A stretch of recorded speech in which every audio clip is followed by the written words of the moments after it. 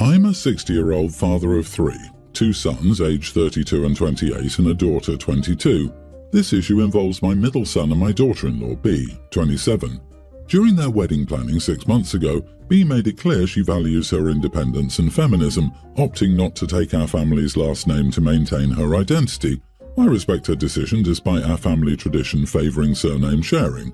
I genuinely appreciate B. She's a wonderful partner for my son, albeit sometimes her strong opinions and idealistic views seem to overlook her privilege. Our family vacations have been on pause due to global issues and significant life events. With finances not being an issue, my wife and I have traditionally covered these trips. There have been expectations of these trips, such as prioritizing family time and activities over personally preferred activities. This year we're planning a more luxurious trip to the Maldives. However, B has been assertively expressing her desire to break from tradition, which was evident during their wedding. She opted out of typical customs like flower girls, a mother-son dance, and being walked down the aisle by her father. Although I funded the wedding, I kept my feelings to myself after my son requested not to add to their stress. I didn't appreciate the communication style used and told my son, who said he would relay this feedback to B. I felt she was rude to my wife, who was sad she wouldn't be partaking in a mother-son dance, i.e. not understanding why she would be sad there wouldn't be a dance. For the upcoming trip, I've considered stating that I'll only cover expenses for those bearing our last name. After B's continuous emphasis on independence and breaking from tradition, I felt this was a reasonable stance. I discussed this with my son, who asked if I could cover their expenses this time. I thought about it and decided not to. I declined. My rationale is that B's firm stance on independence should extend to navigating the repercussions of their financial decisions. My son is disappointed, and my wife believes I'm overly rigid, arguing that family support transcends proving a point. I'm torn between respecting B's independence and wanting to assist them. Am I the idiot if I decide not to pay for my daughter-in-law's portion of the family trip to the Maldives due to her insistence on independence and refusal to adopt our family's surname? Wow, you are the idiot. Like heck is this about independence? You're punishing this uppity woman for daring to have beliefs that aren't the same as yours. The way you've presented this, you're making it clear that withholding the vacation funds is all about punishing your daughter-in-law for making different decisions. Your reasons are small and pathetic. So what if she didn't take your surname? Is your ego really that fragile? And let's be honest, this is all about your ego. It's understandable that your wife was disappointed that there was no mother-son dance, but this is something you get disappointed about for an hour or two and then you get over it. You need to butt out of their relationship. How they handle their finances and name their children is their business, and stop trying to use money to control your daughter-in-law. I was wondering, if his daughter gets married and takes the husband's name, will she then not get invited because she has another name? Or if she doesn't take the man's name, will she not get invited because she isn't enough of a subservient woman? Or will it be different if it's his daughter? OP can't have it both ways. Sure he can. He's not the idiot, and the independent couple should not ask to depend on OP to cover their costs, showing he supports their and the daughter-in-law's belief in independence. She has her convictions, and so should OP. People seem to be mad because she wouldn't take his last name, but he said she kept asserting her feminism and independence. Independence means doing it yourself. She wasn't so independent that she had to pay for a wedding.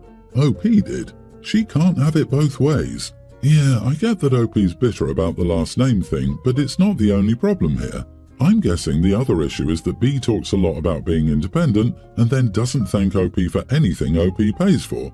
I'm a hardcore feminist, but you don't get to yell about being a totally independent woman while your husband's family is completely funding your wedding and vacations. You can recognize that you're independent overall, but also still recognize that you're extremely privileged not to have to pay those expenses. Anyway, sorry sir, but everyone's the idiot here because B sounds like a pill and your son sounds spineless.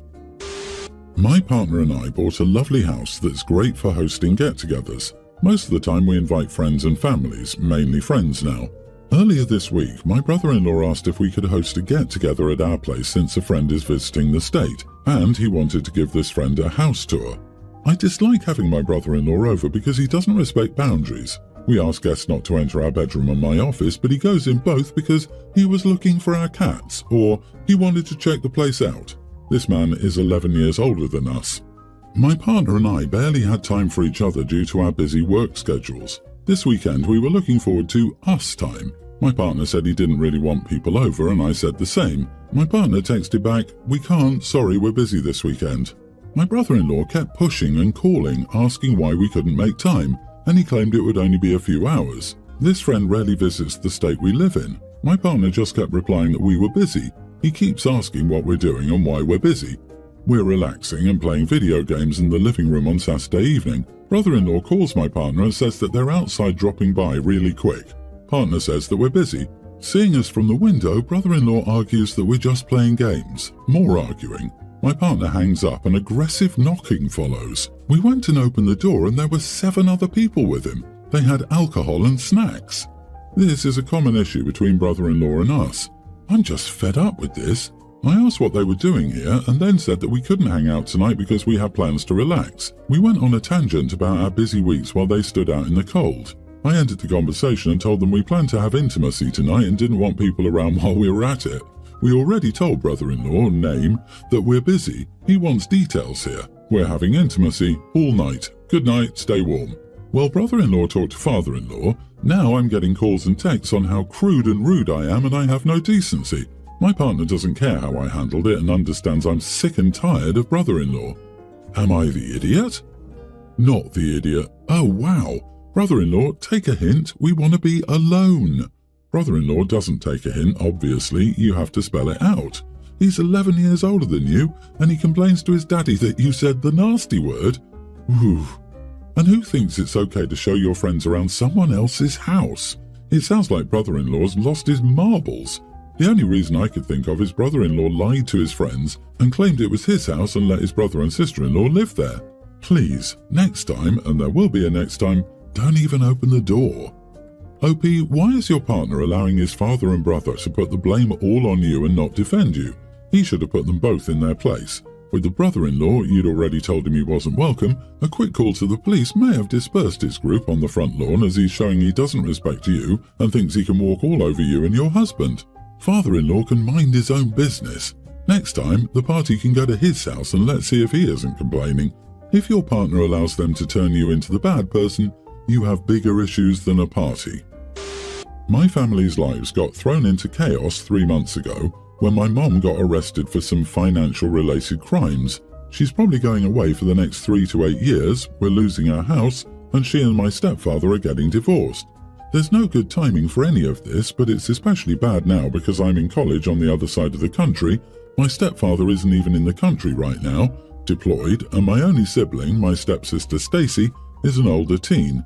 By the time my mom realized she couldn't even make bond, I only had 3 weeks until winter break, so we agreed that it would be okay for me to keep to my original flight back while things were still being sorted out. We decided that I would take a semester off school to help out until everything was settled. Having Stacy hold down the fort for that long wasn't ideal, but it's not illegal. The bills were paid and everything, so all she had to do was breathe and not burn the house down. She did not do that. She decided that all this meant she could do whatever she wanted and moved in with her boyfriend without telling anyone.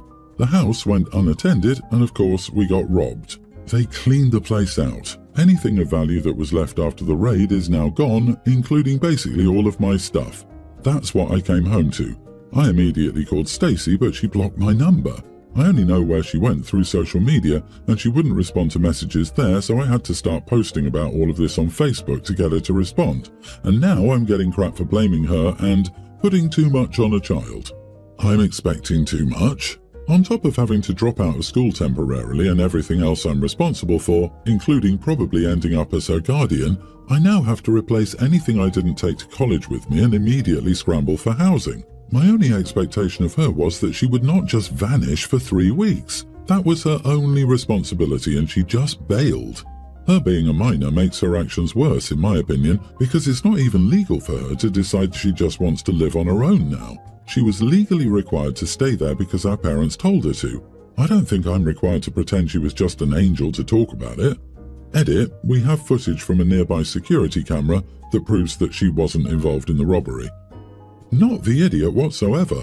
Stacy is an older teen. She's almost an adult.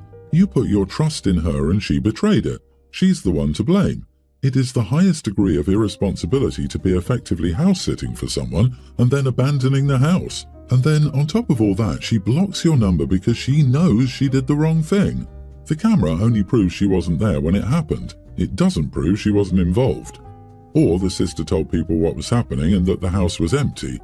OP, are you sure she didn't have any friends or associates break in and/or her boyfriend didn't do the same? It's not unheard of, and it would make a lot of sense considering her life is also in turmoil at the moment. She knew the house would be unattended and she'd have an alibi. Yep, it's too convenient that stepsister just up and left to her boyfriend's place, right in and on time. If she had the house to herself, why didn't he go stay with her? I think Mummy planned it and Step knew, as she was told to clear out and stay out of the way. The smoking gun will be that none of Step's stuff went missing because she'd conveniently taken it to the boyfriend's place.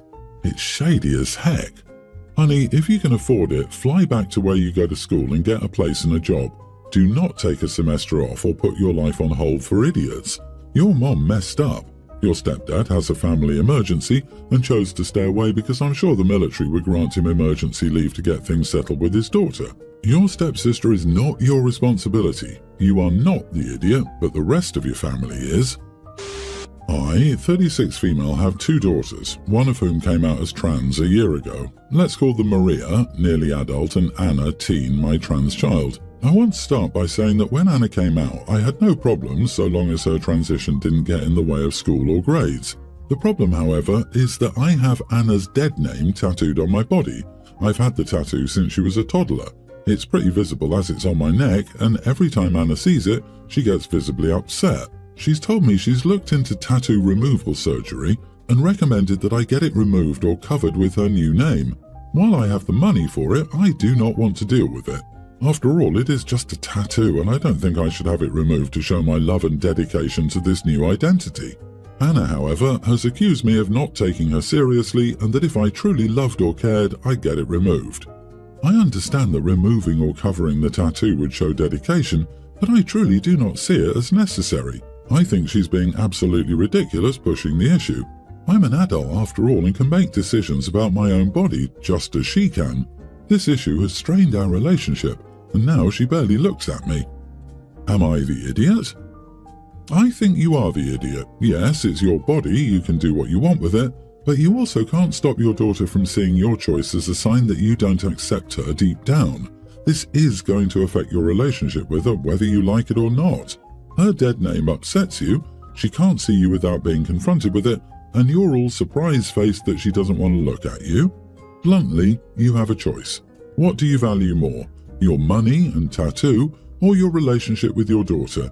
You have a right to make a choice in either direction, but you need to be able to accept the consequences of it.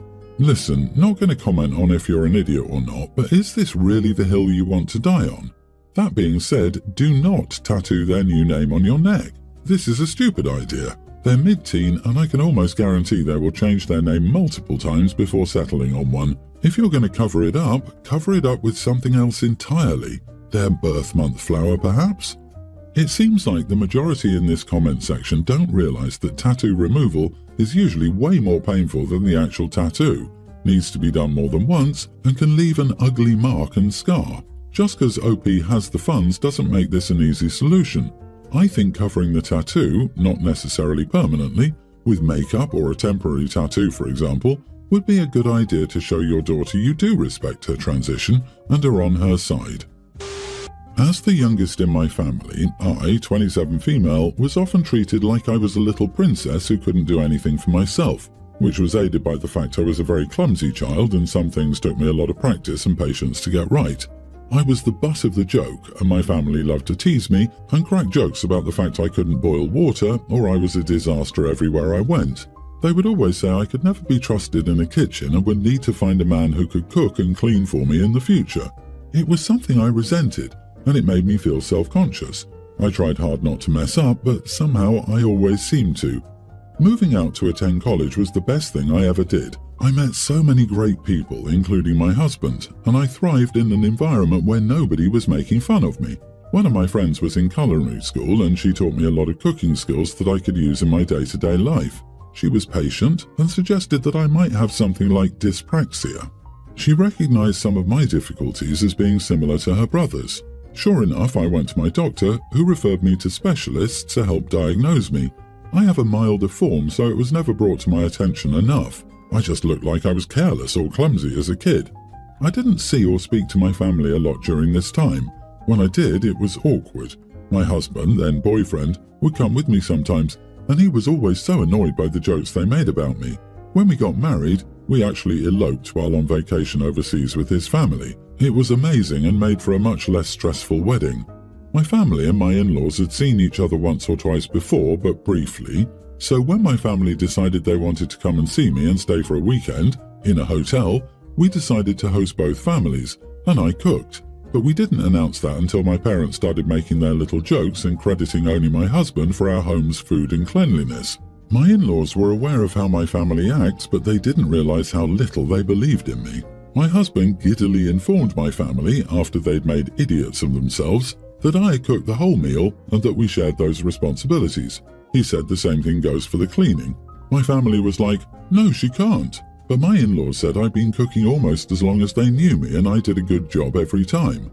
My mother-in-law mentioned my diagnosis, and my dad told her they thought I was just trying to make excuses. My family was awkward, and my in-laws left with a better understanding of my family and a nice dose of anger at them for going to such lengths to humiliate me in front of them.